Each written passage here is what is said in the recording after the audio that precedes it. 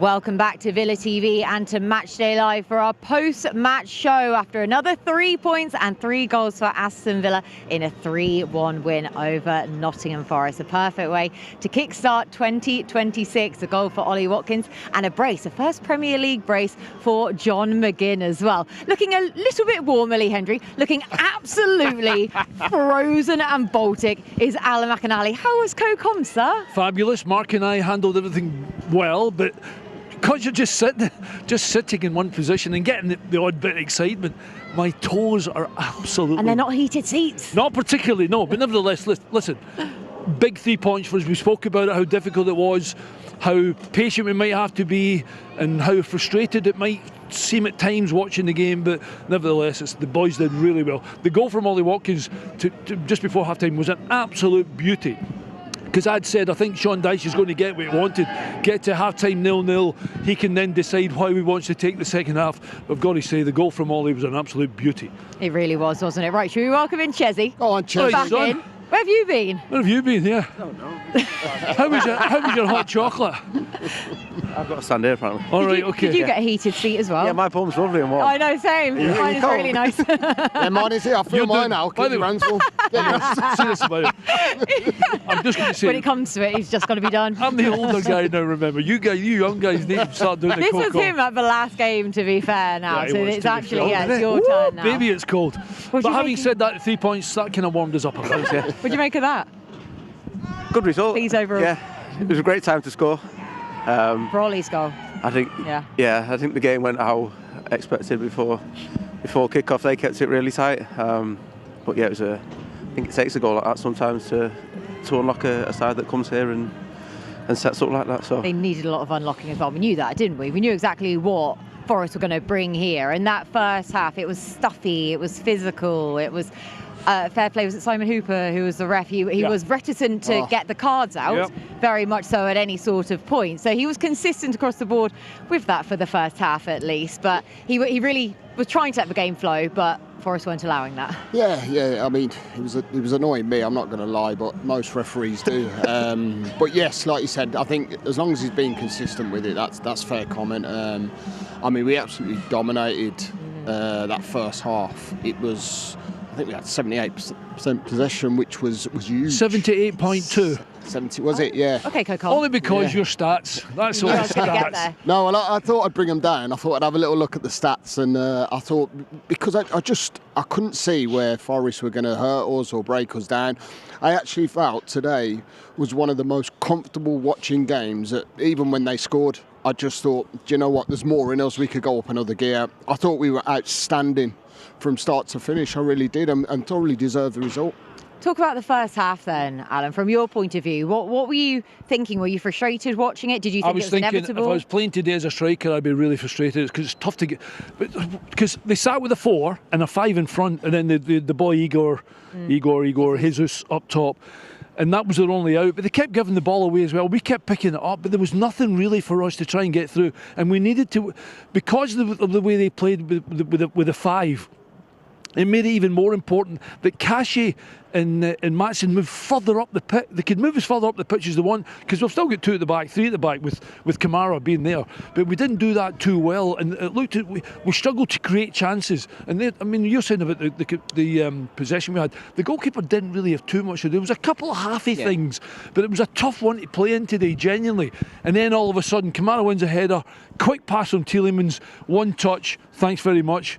And all the bullets won in, and then everything changes, and everybody feels great again, and team talks change, dices change, etc, etc. But it was a tough first half watch, but probably we got what we deserved because we were the better team. I'll tell you another stat that I did see. Oh, it's quite a nice one actually. Konsa had more passes than Forest, wasn't it? In the first half. Yeah, the first half. He had more. Was it 62? 62, yeah. Yeah, and Forest had the exact same. Just sorry, it was even passes. Yeah, it was insane. But that just showed what I think that just typifies what we did. I think we were patient, and at times there was one pass too many, wasn't there? Yeah. That felt we seem to have a lot of passes in their box. We seem to get in a good area. Why was that? Why do you feel that Villa kind of reverted back to that today? I'm not sure. I think when you play a low block, you're looking to find those little spaces. But I think when we did find them spaces, then there's probably a couple more passes that didn't need to. The game was going exactly the way occasion. Sean Dyche wanted it, by the way. Yeah. He knew he'd have to concede possession. He'd have to be lucky a couple of times with us, maybe not just the ball popping out to somebody and we can have a shot on target or something. And then all of a sudden, almost when they thought we're getting to half time, and it changed and quite literally it changed in a snap. And but it didn't flatter us, but it probably flattered them. But they almost got what they wanted in the as first little half. as they offered first half. If they'd have gone in at 0-0, that should have been over the moon. Winning the Champions League if they're getting it 0-0 against us, for God's sake. That just showed how important the goal was from Ollie. Yeah. It really did. And out of nothing, and like we said, too many passes at times, but I felt comfortable. But then you pull something magical out like Ollie did today, and when your confidence is, we said, didn't we, before the game, his confidence is high if he gets an opportunity, and he didn't have a lot of opportunities because them threaded passes through the eye of a needle weren't quite getting to where they should have got. But credit to him, he set the ball rolling. Do you think that's a change in our mentality as well? And we're viewing Villa, because previously when teams would come here, we know that Villa are just better against teams who actually come here to play, rather than teams that come here just sit in a low block or the like that we saw today as well. And beforehand we would almost get tetchy thinking, are we ever going to unpick this lock here, rather than, did you feel that, or did you feel a sense of calm? I think it's frustrating as a player to playing games like that. You could sense, I think, maybe 25, sorry 30 to interrupt minutes. you, Chesney. There he is. But we have the man of the match scoring his take first Premier League brace as well. Happy New Year, kid. John McGinn being welcomed in. How are you? Congratulations. Now, the first question I have to ask, everyone wants to know, first celebration, what was that? It's a bit of spur of the moment. It was a wee joke in the dressing room, and I said that if I scored we would do it. But it looks terrible, doesn't it? I liked it. No, I think it can catch on. Everyone in the stands for your second goal was doing it again then. You wouldn't have seen this. But You were over it by then. No, because I got a bit worried when it went 2-1. I thought if it goes 2-2 I'm going to look stupid here. It was a dressing room joke. And I looked terrible, but it was a good laugh. That's right, you share the joke with the rest of us now anyway. We're talking about the first half being quite frustrating almost, the way they played, John. They made it hard for us. Like 4 or 5 in front and the one up top. We knew they were going to come here and be hard to beat, but how defensive they were going to be probably caught us by surprise. There was no really any space for me and Emmy, so it was a moment of magic to break the deadlock, and Ollie produced that. And am I correct in saying this is your first Premier League brace? Not scored 2 since I played with Chesney. There you go. I was a bit gutted. I wanted the third. I was just about to say, was he fuming he took you off? A wee bit, but it's a bit scary, so wasn't it? What was the goalie doing for the second goal? I know, And he's given one of them afterwards as well, didn't he? No, when the ball came through, all I could see was Milinkovic. Now Murillo clattered me in the first half. I didn't fancy Milinkovic doing the same, and I thought, it's not a race I'm going to win, so I just took the touch and I seen him off his line, thankfully. By the way, the ball, there's a great view from behind here. The ball's outside the post, but you're already away giving it one of them, because you know there's enough of that on it that's going to go in. No, I just knew where I was on the pitch. I did see Ollie at the corner of my eye, and normally I would have tried to pass to him, but thankfully I get enough cut on it for it I'll tell you what, the pass was absolutely quality, because it looked like Tillemans was going to play. I think it was Ollie. Someone made the run forward, but then you had the space, and it was the right pass to pick out. But it was the first touch that you absolutely destroyed Milinkovic and the keeper, because they're both coming thinking, if you can get hold of it, which we know you can. And then it was we worked quite hard on it actually, because teams are trying to. Somebody's enjoyed themselves. Teams are working quite hard to stop us now. So what they do is they push in on Ollie and Morgan, and we can surprise them a bit. So we've been working on it, but it just worked perfect. When Yuri gets his head up, he can play the pass, and it was a great ball. Yeah, it's a great ball. Is that quite nice for you then, to have the space and more freedom, with more attention being given to Morgan and Ollie, that you have more licence than yourself to drive on? And the manager's been giving me a rollicking that I'm not getting in the positions. So we watched one of the games back last night in the hotel. And maybe after today he'll get off my back a wee bit, because he was saying Never. he was circling the positions I need to be in, and thankfully today for the first goal I was in that position. So I was going to say, how like the style of sort of formation we've changed quite a bit, I think, this season. If you prefer that, because it feels like I remember when Stevie G was here, you were sort of forced out wide a little bit, which didn't suit your game. But I feel like you're amongst absolutely everything. It feels like having more midfielders in there just seems to allow you to go and sort of be you, really. It's good. I don't really mind where I play, to be honest. I told the manager that when he came, just not on the bench, but he's not listening to me. No, but everyone kind of knows with each other. You don't even have to look. If I take a touch on the right, I know somebody's going to be in that wee space.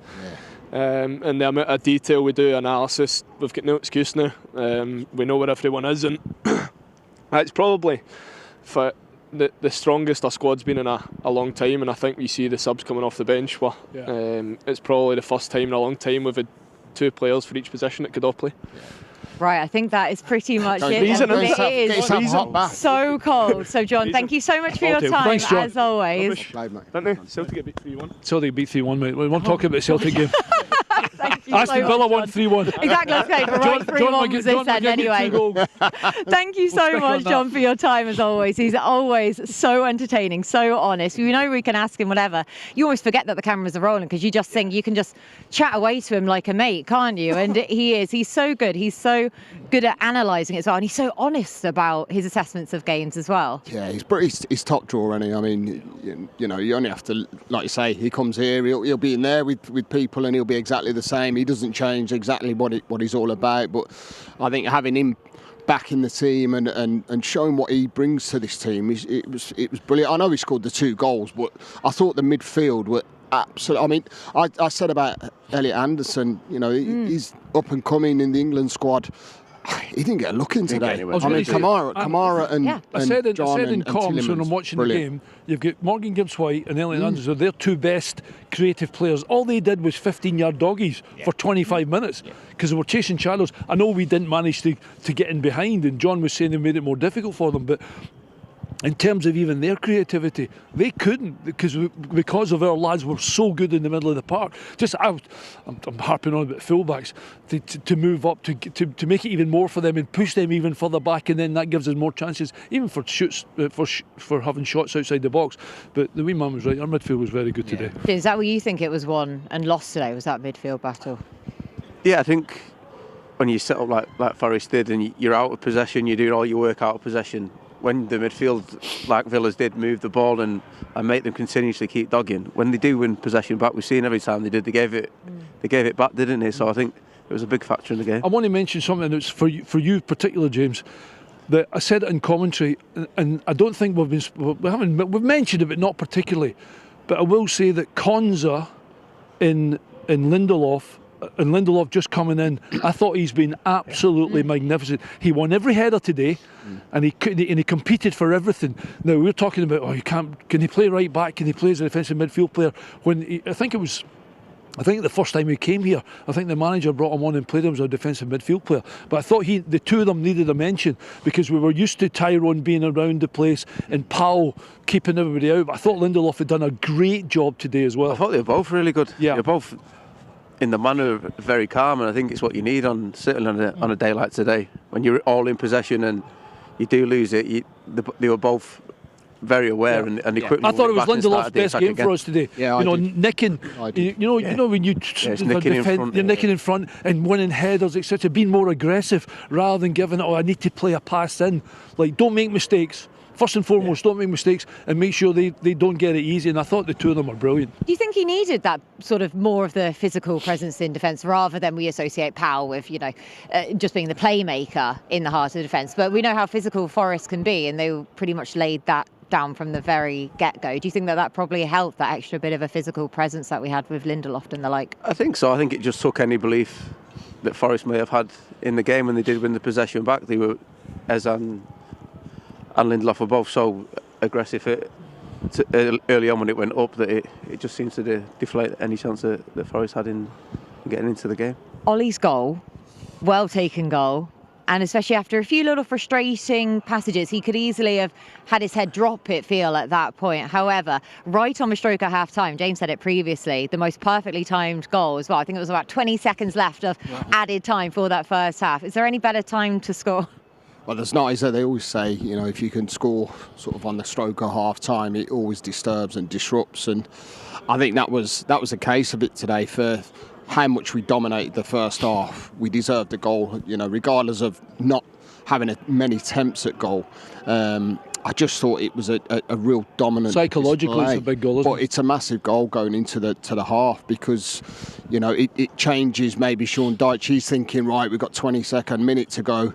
We'll get in. We'll rediscover what we can do. We've nullified what they've thrown at us, and then he has to switch it again, because he has to think, maybe, right, we need to come out now, and that suited us more. I think the fact that we go and score a second, and then you think the floodgates are going to open, because I actually felt that Forest didn't offer anything at all today. You look at the most effective players. I know the Gibbs White goal was a super finish. It was a deep run from midfield. We played that high line, and it was disappointing to concede. But by that, I mean, they had snippets of play that I just felt that we looked in third, fourth gear. Yeah. I think we could have gone up 2 gears easily. There's an argument to that's say what it that the most important goal was John's goal straight after half time, because it was only 7 or 8 minutes after the start, maybe even less than that. Even in terms of us being 1-0 up and keeping them at arm's length. And I think the wee man's right. I think I'm disappointed in the goal we conceded by getting caught with the one over the top, because I remember we were talking about that. I want us to be able to do that. It was a good finish, to be fair, by Morgan Gibbs White, but it's probably avoidable in our sense, the fact that we're 2-0 up and we're cruising. Avoidable, is that a danger we factor in, though, that Villa factor in with the high line? No, I say it all the time. As a defender, you need to smell danger. Yeah. You need to smell danger. If you're going to get sucked in there, you need to make sure there's not a lot of distance behind you.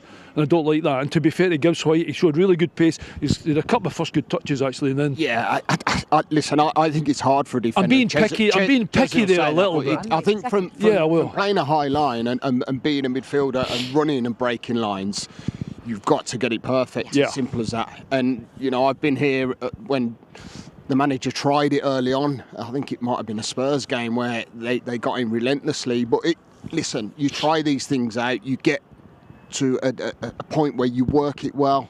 You've got an understanding with your partner. You'll know more than me. But having a midfield runner, it's difficult for a defender to deal with. And that's where I wouldn't say it was Lindelof's fault. It was one of them where maybe just having that little bit more awareness of his run coming into an area where it probably passed on. I don't want any defender of mine to be sucked to that. I'm happy for him to take a step back there, and if he gets it short, he gets it short. He's not going to be in beyond me and behind, because as a striker, that's what I'm wanting. I want him to come all my way and roll him, and I'm in. Listen, I'm being a bit picky. I'm just saying, because at 2-0 we were giving it one of them. Could you light this cigar again? Because we were so much on top and controlling the game so much, and it gives them a chink of light, and you think, well, hang on a minute. And that's what John's saying.